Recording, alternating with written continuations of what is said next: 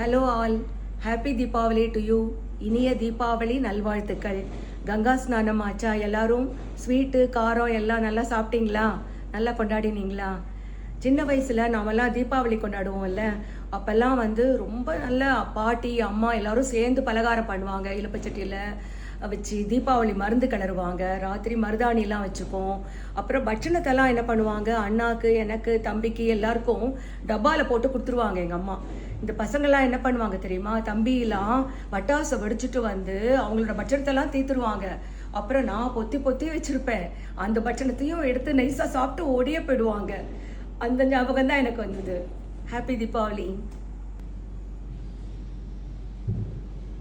தீபாவளியை பற்றி யோசனை பண்ணிட்டு இருக்கேன். எனக்கு இப்போ 60 வயசாச்சு.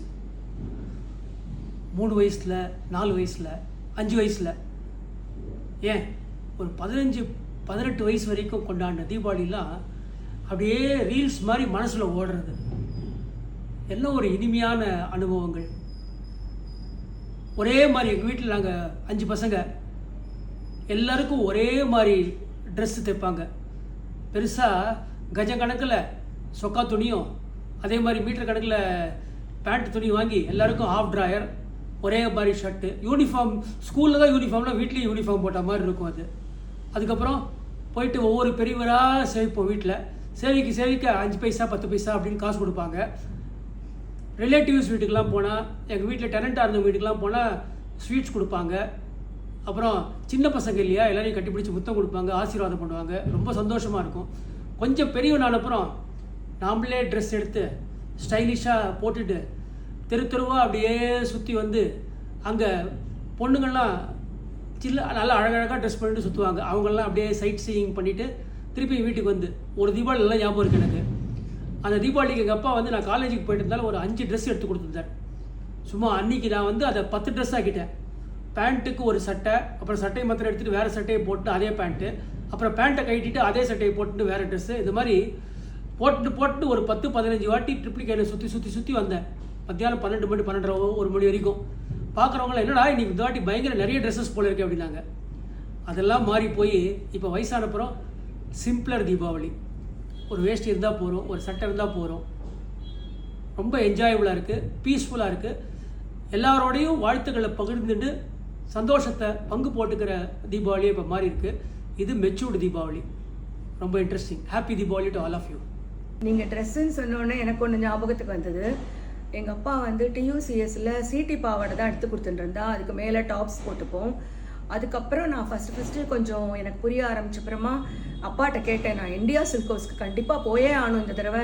அங்கே தான் எனக்கு ட்ரெஸ் எடுக்க போகிறோம், எனக்கு மாடர்ன் ட்ரெஸ் வேணும்னு சொன்னேன். நானும் அப்பாவும் போயிட்டு, அம்மாவும் வந்தால் கூட நாங்கள் எல்லாரும் சேர்ந்து போய். மாடர்ன் ட்ரெஸ்னா என்ன? Bell bottom pant, tight shirt அது மாதிரியா? இல்லை ஜஸ்ட் கஃப்தான்னு ஒரு ட்ரெஸ் வந்தது. அப்போ தான் இன்ட்ரடியூஸ் பண்ணாங்க அதை. கஃப்தான்னோடனே என்னடா அது போய் பார்க்கலாம் அப்படின்னு பார்த்தா நல்லா இருந்தது. ஃபுல்லாக அப்படியே ஒரு பெட்ஷீட்டை நடுவில் தைச்சா மாதிரி இருந்தது. அப்புறம் பார்த்தா பட்டர்ஃப்ளை ட்ரெஸ் மாதிரி இங்கெல்லாம் அப்படியே விங்ஸ் மாதிரிலாம் இருக்கும். சூப்பராக இருந்தது. அது இந்தியா சில்க் ஹவுஸில் வாங்கினோம்.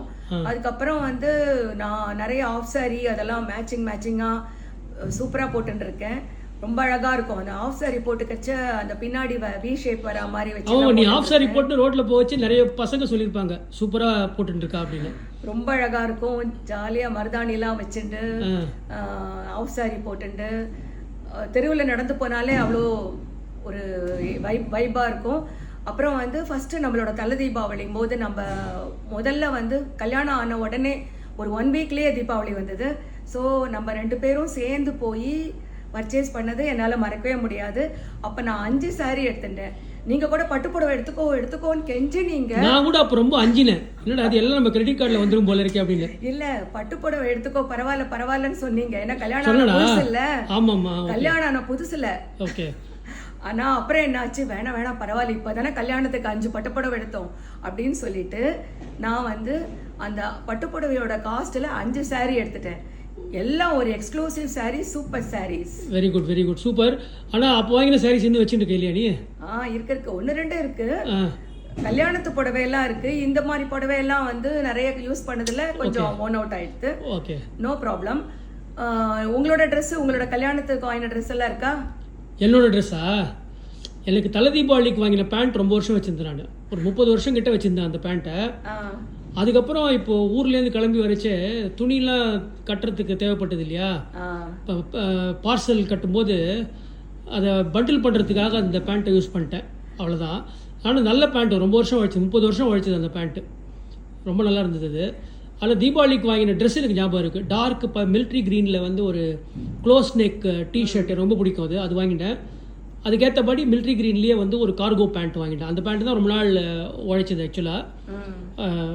நல்ல dress, financed by your date, அதனால் அதுக்கு மதிப்பு ஜாஸ்தி தலை தீபாவளியில்.